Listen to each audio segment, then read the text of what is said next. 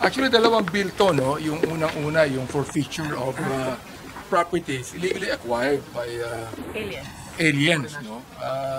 Dapat talaga kumpiskahin ng gobyerno yan. Pangalawa, yung tinatawag nating espionage bill of 2024. Meron doon tinatawag na EJK board, di ba?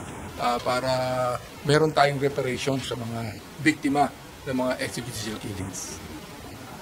Sir, kakaroon po ba ulit ng Quad Committee this 20th Congress? Yes, definitely. Ito po, mga young guns natin, no?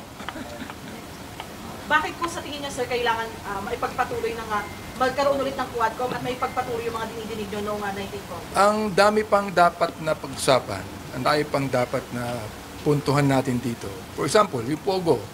We still have about 10,000 na Pogo outlet in the country, no? Na naging maliliit na sapagkat binuwag na natin yung malalaki. Oo. And there are still thousands of illegal Chinese in this country. Oo. Na kinakailangan po natin puntuhan to. Pangalawa, yung tinatawag natin drugs, no? Nakita nyo, recently, our president even appeared, no? Na mayroong more than 8.7 kilos of drugs na nahuli, although walang napatay.